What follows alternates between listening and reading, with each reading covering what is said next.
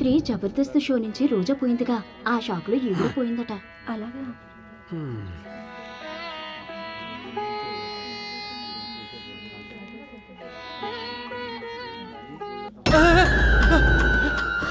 Test చేయించమంటే విన్నావా? నీకేం రోగం లేదులే అన్నావు. పెద్ద హాస్పిటల్లో టెస్ట్ చేయించుంటే రోగం ఏంటో తెలిసేది. ఇప్పుడు రోగం ఏంటో తెలియకుండా చచ్చిపోయానే.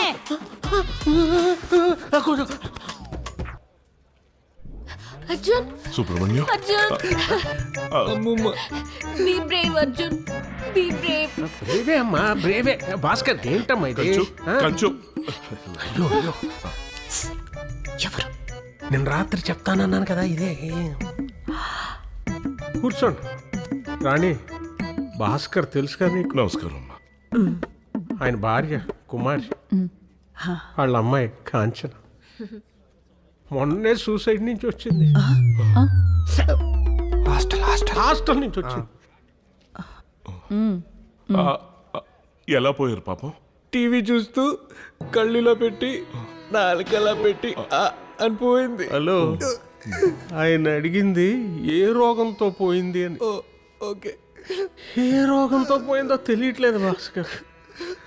పాపం ఆవిడకి ఏ రోగం రాకూడదని అన్ని రోగాల టాబ్లెట్లు వేసుకునేది. వారానికి ఒక్కసారి ముడ్డు మీద ఇంజక్షన్ పడాల్సిందే. అన్ని ఫార్మా కంపెనీలకి లాయల్ కస్టమర్గా ఉండేది పాపం. ఏ టాబ్లెట్ ఏ ఇంజక్షన్ ఏమీ ఆపలేకపోయింది. Be brave uncle. I'm brave. ఈ డ్రెస్ లో చాలా హ్యాండ్సమ్ గా ఉన్నావు. ఒక రీల్ చేద్దాం, వస్తావా? ఈ టైంలో రీల్స్ అంటే మెంటల్ దానా? ప్లీజ్. యు హియర్ మీ?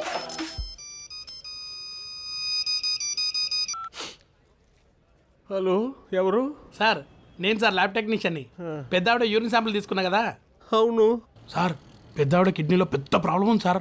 వెంటనే హాస్పిటల్ అడ్మిట్ చేయండి సార్. అబ్బా, చాలా కరెక్ట్ టైంకి చెప్పావే నువ్వు. సార్ మా ల్యాబ్ స్పెషాలిటీ అది సార్.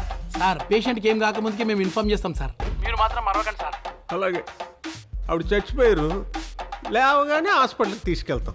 సార్ ఉంటాను సార్. సార్ పెద్ద ఆవిడని అడిగాను చెప్పండి సార్. ఓకే అమ్మా.